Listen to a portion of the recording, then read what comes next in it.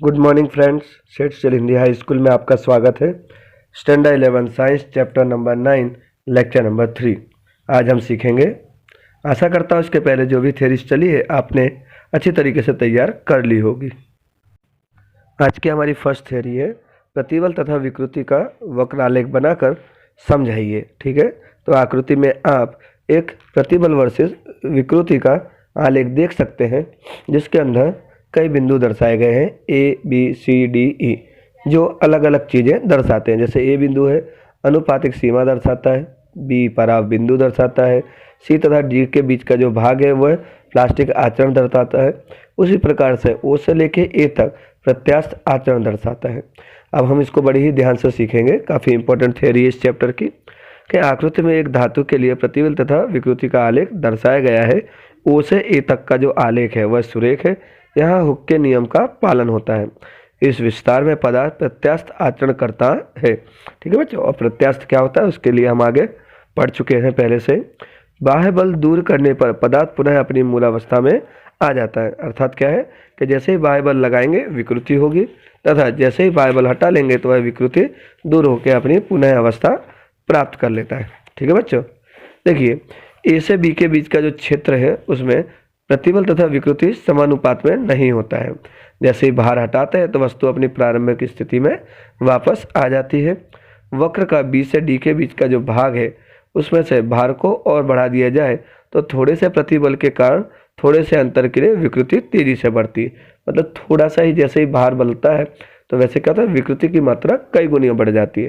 मतलब थोड़े ही भार में अधिक विकृति देखने मिलती है। सी यह बीडी के बीच का कोई बिंदु है जिस पर से जब भार हटाया जाता है तो उस पदार्थ अपनी प्रारंभिक अवस्था को पुनः प्राप्त नहीं कर पाता है। प्रतिबल शून्य हो जाए तभी विकृति शून्य नहीं होती है। मतलब प्रतिबल हटा भी दिया जाए लेकिन उसकी विकृति बनी रहती है तो उसे स्थायी विरूपण कहते हैं। मतलब उसमें क्या हुआ एक प्रकार का विरूपण, लेकिन वो कैसा स्थायी, मतलब प्रतिबल हटाने पर भी विकृति में परिवर्तन नहीं आ रहा है, मतलब विकृति जीरो नहीं होती है। तो ऐसे विरूपण को प्लास्टिक विरूपण कहते हैं। यदि चरम सामर्थ्य बिंदु डी और विभंजन बिंदु ई पास पास हो तो द्रव को भंगुर कहते हैं। अर्थात ये दो वो वाले बिंदु हैं कि जहाँ पर पदार्थ के ऊपर यदि थोड़ा भी बाह्य बल लगता है तो वस्तु अपनी मुद्रा में से विकृति पाकर सीधे कई भागों में विभाजित हो जाती है, मतलब टूट जाती है। महाधमनी रबर जैसे पदार्थ जिन्हें तनित करके अत्यधिक विकृति पैदा की जा सकती है उसे प्रत्यस्थालक कहते हैं। जैसे कि हमारे शरीर के अंदर जो महाधमनी होती है, जो रबर तो आपने देखी होगी बच्चों। हम रबर को क्या करते हैं, खींचते हैं, थोड़ा और खींचते हैं, थोड़ा और खींचते हैं, तो हम क्या करते जाते हैं उसमें अधिक से अधिक विकृति पैदा कर पाते हैं और उसे क्या बोलते हैं, प्रत्यास्थलक। ठीक है अच्छा, देखिए यहाँ पर प्रतिबल विकृति का कुछ माप दिया गया है। जैसे मान लीजिए कि जैसे प्रतिबल वर्सेस विकृति का आलेख बनाते हैं तो कुछ समय हमें वह सीधी रेखा मिलता है और फिर धीमे धीमे क्या होता है प्रतिबल तथा विकृति एक दूसरे के समानुपाती में प्राप्त होते हैं। मतलब जैसे जैसे प्रतिबल बढ़ेगा वैसे वैसे विकृति में भी मान में भी परिवर्तन होता है। चलिए बच्चों, नेक्स्ट थ्योरी है हमारी प्रत्यास्था गुणांक। तो प्रत्यास्था गुणांक बराबर क्या होता है, प्रतिबल अपॉन विकृति। देखिए प्रत्यास्था गुणांक में 3 प्रकार है। पहला यंग प्रत्यास्था गुणांक, दूसरा है आयतन प्रत्यास्था गुणांक तथा तीसरा है अपरूपण या दृढ़ता गुणांक। बराबर, देखिए इसकी परिभाषा देख लेते हैं। प्रत्यास्था गुणांक क्या होता है, तो प्रतिबल तथा विकृति के अनुपात को पदार्थ का प्रत्यास्था गुणांक कहते हैं। प्रतिबल और विकृति आरेख एक सीधी रेखा प्राप्त होता है। यहाँ पर 2 आलेख बताए गए हैं, प्रतिबल वर्सेस विकृति तथा विकृति वर्सेस प्रतिबल। यदि हम इनके ढाल की बात करें तो प्रतिबल वर्सेस विकृति में ढाल tan थीटा बराबर प्रत्यास्था गुणांक ई प्राप्त होता है। उसी प्रकार से लेकिन विकृति तथा प्रतिबल का यदि हम ढाल प्राप्त करें तो tan फाई बराबर 1 अपॉन प्रत्यास्था गुणांक प्राप्त होता है। प्रत्यास्था गुणांक का जो SI मात्रक है वह न्यूटन प्रति मीटर स्क्वायर है तथा उसका जो वीमा सूत्र है वह m की पावर 1 l की पावर -1 तथा t की -2 पावर प्राप्त होता है। चलिए बच्चों, प्रत्यास्था गुणांक में पहला जो भाग है यंग गुणांक, उसके बारे में सीखते हैं। देखिए यंग प्रत्यास्था गुणांक क्या होता है, तो प्रत्यास्था सीमा में अनुदैर्ध्य प्रतिबल तथा अनुदैर्ध्य विकृति के अनुपात को तार के पदार्थ का यंग प्रत्यास्था गुणांक कहते हैं। जिसे y द्वारा दर्शाया जाता है। तो y बराबर क्या होगा, सिग्मा अपॉन एप्सिलॉन। तो सिग्मा बराबर क्या होता है, f अपॉन a, तथा एप्सिलॉन बराबर क्या होता है, विकृति डेल्टा l बाय l। यदि हम f अपॉन a और मल्टीप्लाई बाय जो l है वो क्या हो जाए, ऊपर चला जाएगा, तो क्या मिलेगा हमें, f multiply l upon a multiply delta l। इसका जो SI मात्रक है वह न्यूटन प्रति मीटर स्क्वायर अथवा पास्कल लिख सकते हैं, तथा जो इसका विमा सूत्र है वह प्रत्यास्थता गुणांक के समान ही प्राप्त होता है, m की पावर 1, l की पावर -1 तथा t की पावर -2। धातुओं का जो यंग मॉड्यूलस होता है उसका जो मूल्य अधिक होने से लंबाई में परिवर्तन के लिए अधिक बल की आवश्यकता पड़ती है, जैसे कि लोहा है, तांबा है, कांसा है, पीतल है।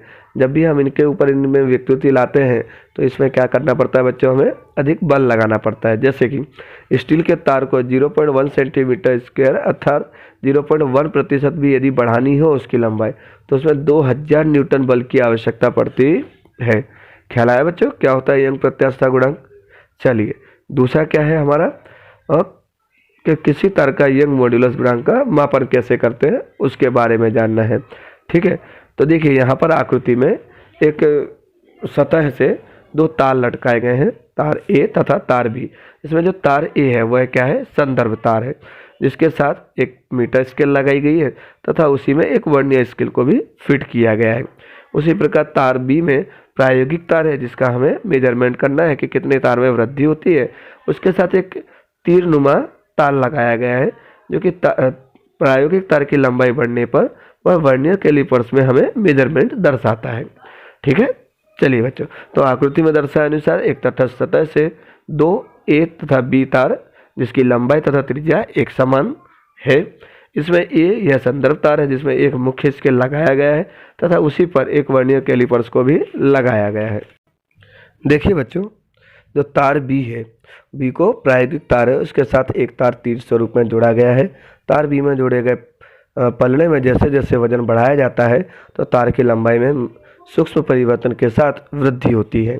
मान लीजिए कि प्रायोगिक तार की प्रारंभिक त्रिज्या तथा लंबाई क्रमशः r तथा l है, तो तार का जो क्षेत्रफल होगा वह पाई r स्क्वायर होगा। ठीक है बच्चों, चलिए माना कि जो दिया गया तार है उसका द्रव्यमान m से तार में उत्पन्न जो विस्तार है उसमें जो परिवर्तन हो रहा है वह डेल्टा l है, तो प्रत्यारोपित जो बल है वह mg के बराबर होगा। मतलब जो नीचे की तरफ गुरुत्वाकर्षण बल लगता है और उसका जो द्रव्यमान है उसके मल्टीप्लाई के बराबर होता है, जहाँ g क्या है, गुरुत्वीय त्वरण है। तो मान लीजिए बच्चों के प्रायोगिक तार के द्रव्य का यंग मॉड्यूलस गुणांक का सूत्र क्या होगा, y बराबर सिग्मा अपॉन एप्सिलॉन, जहाँ सिग्मा बराबर क्या लिया है, f बाय a।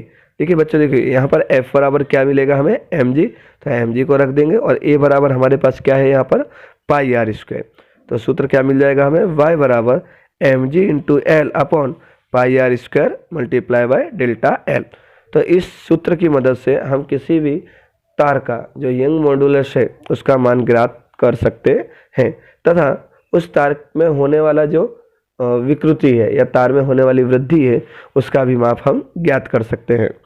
चलिए बच्चों, तो हमारा तीसरा भाग है आयतन गुणांक। ठीक है, उसके मोहम्मद सूत्र तथा परिभाषा देख लेते हैं। तो आयतन गुणांक क्या होता है कि जलीय प्रतिबल तथा संगत आयतन विकृति के अनुपात को आयतन गुणांक कहते हैं, जिसे b द्वारा दर्शाया जाता है और b बराबर -p upon delta v by v, इस सूत्र के द्वारा हम दर्शा सकते हैं।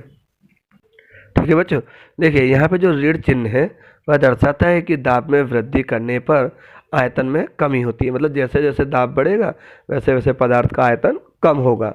यदि आयतन गुणांक b का मान सदैव धनात्मक प्राप्त होता है और इसका जो SI मात्रक है वह न्यूटन प्रति मीटर स्क्वायर तथा पास्कल भी लिख सकते हैं। आयतन गुणांक के जो व्युत्क्रम को संपीड़ता कहते हैं, इसे k से दर्शाया जाता है, इसलिए k का सूत्र क्या होगा, 1/b। अब देखिए बच्चों, यहाँ पर यदि हम b का मान रखते हैं तो क्या रख सकते हैं, 1/Δp upon delta v by b। अब जो अपॉन में डेल्टा v बाई b है उसको हमने क्या किया, ऊपर ले लेते हैं, तो क्या मिल जाएगा हमें, k बराबर -1/dp into delta v upon v। Thank you बच्चों, आपने हमें तथा हमारे चैनल को काफ़ी सपोर्ट दिया। आशा करता हूँ इस चैनल पर पढ़ाए जाने वाले सभी सब्जेक्ट आपको अच्छी तरह से ख्याल आ रहे होंगे। इसी प्रकार से हमारे चैनल पर बने रहिए हमारे चैनल को सब्सक्राइब कीजिए तथा शेयर कीजिए। धन्यवाद बच्चों।